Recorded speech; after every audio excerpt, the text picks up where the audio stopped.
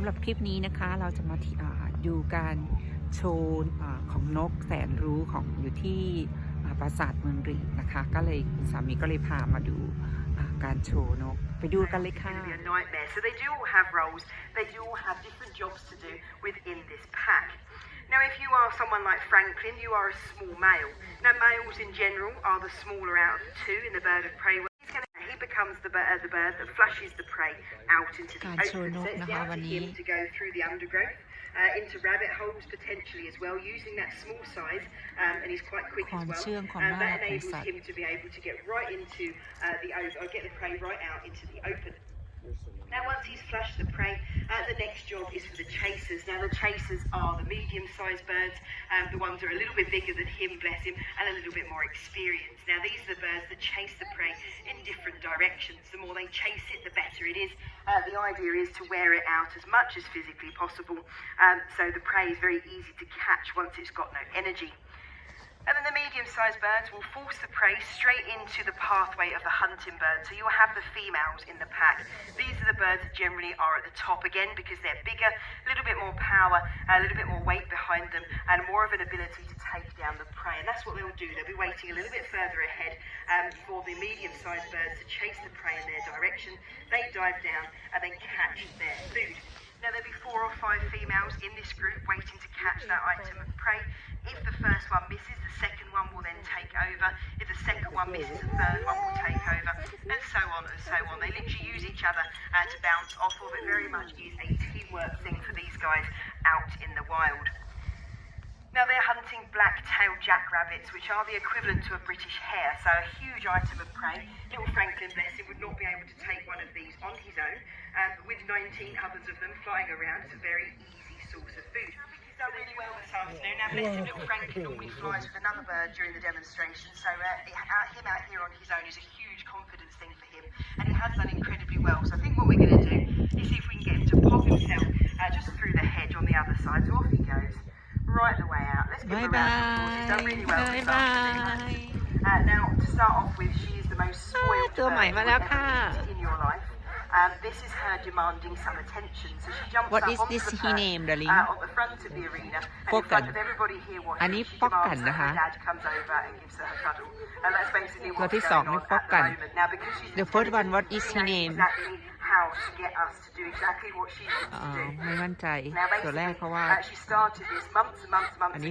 She decided that before she comes out and shows you guys anything in the demonstration, she wants to be cuddled first. And we've basically had to put that into the demonstration for her to do any sort of work.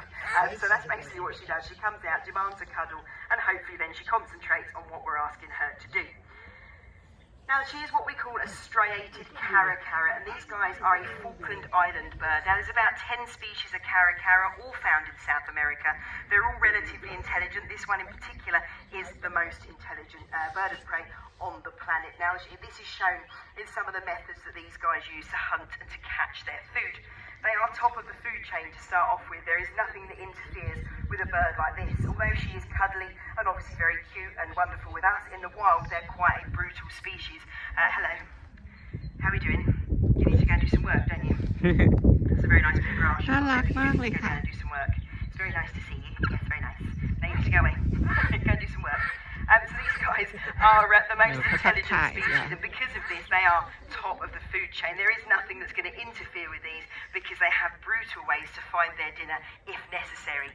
What they tend to do is stuff that's relatively easy, like what she's doing at the moment. She's overturning plant pots. Now, you have to use your imagination a little bit. It isn't plant pots in the wild. It's going to be things like rocks, boulders, pebbles, that type of thing. They go down to the beach, they overturn the rocks, and they eat the crabs and the insects underneath. Very easy source of food, very, very simple, very, very easy. It's not her bulk diet, but it will tide her over if she is hungry and obviously can't get anything a little bit bigger. Now these guys will also go down rabbit burrows, so they've also worked out that other animals live, nest or have babies underground. Rabbits are an easy source of food. The baby rabbits have been left unattended. These guys actually have the ability to go down burrows and pinch those baby rabbits. They'll interfere with eggs that have been laid by wading birds, that sort of stuff, anything seabird-wise that's laid eggs under the ground, they will also interfere with down there as well. So again, another source of food. just by watching other birds and where they're having their babies. เห็นไหม These เข้า guys มา have อยู่อัง worked กฤษ out ก็ that ได้ความรู้ underground อี is กหนึ่ง also จะ a มี good นกอัน place หนึ่ง to นะคะ go. ชื่อนกกรุย Now their bulk ที่ source สา of มารถ food is เอา actually young penguins เอาแหวน and มา young ให้ seals. คู่ Now แต่ง how งาน they do ได้ this ให้ is ส they วม group ใส่ได้ together. จะคาบ They มา will haveให้ 4 วัน or แต่ง 5 งาน of them. She isn't a social อัน bird, นี้เจ้าก็ได้ความ social รู้ bird like the Harris hawk, อีก quite หนึ่ง very straight to the ความรู้ imagination. Do these guys want to be sociable? But actually, she's worked out again, being an intelligent species, that more than one of them will help her take down a huge item of food. So there's no way to show you how to take down a baby penguin or a baby seal, but you do get the idea. It is their bulk source of food, and a very good source of food if they have the ability to do so.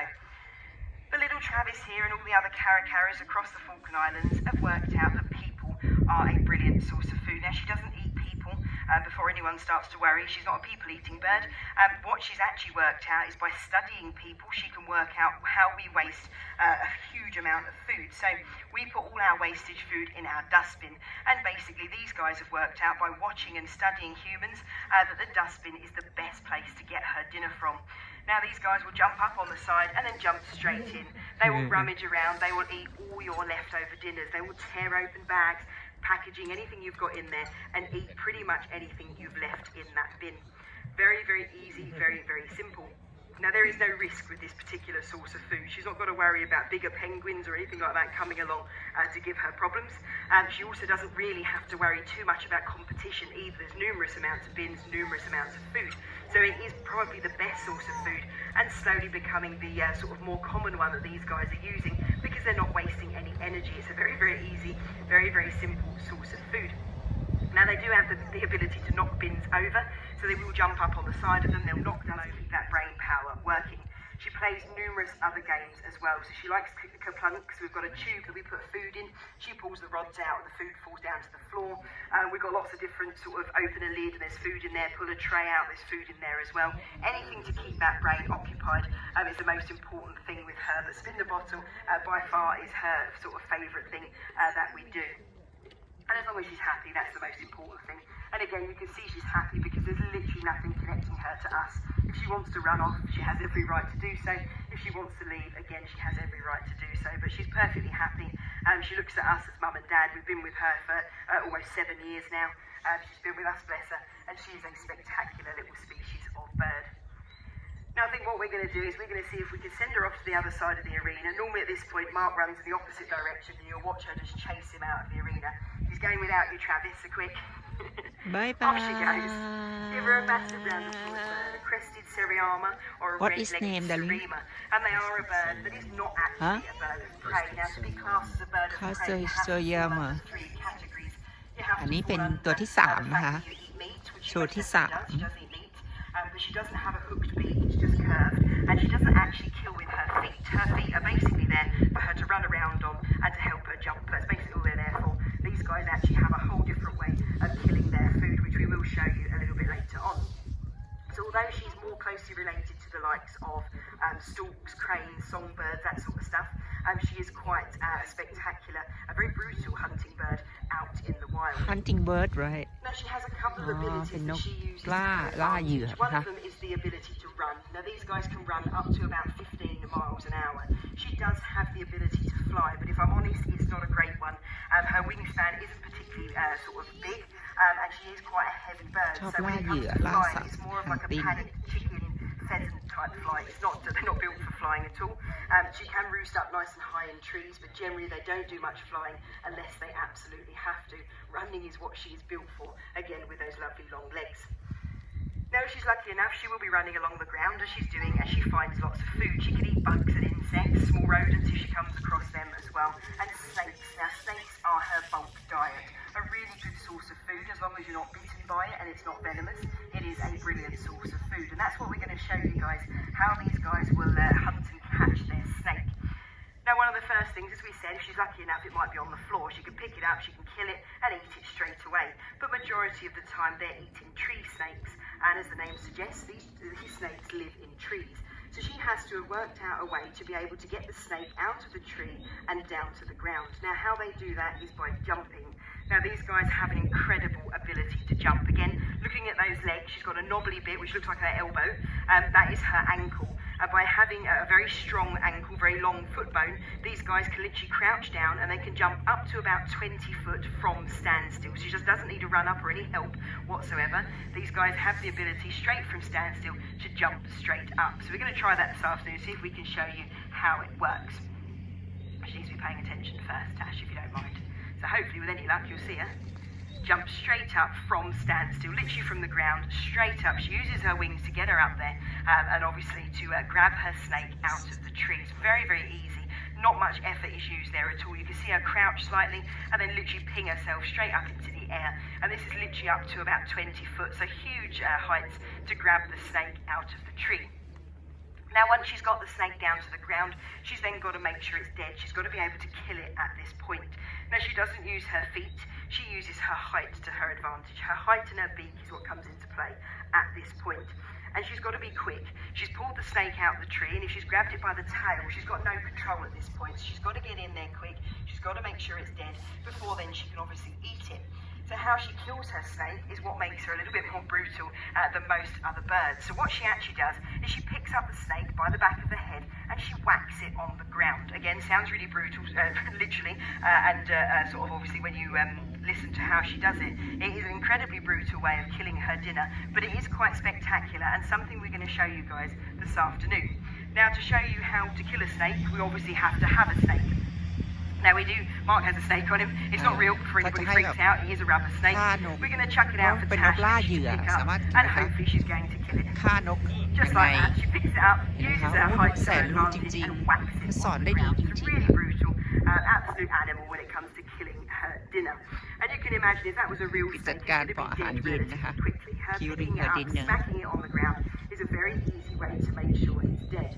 Now, the biggest problem we have with Tash is that we can't show you how accurate these guys are supposed to be. Now, what they're meant to do is pick the snake up behind the back of the head and whack it on the ground. She's got it one back of the head. There's no chance the snake is going to turn around and try and bite her. But Tash knows this is a rubber snake. She's well aware that it's not going to cause her any problems. It's not going to bite her. So actually, she's quite relaxed when it comes to physically killing it. She's not actually going to worry about picking it up behind the back of the head.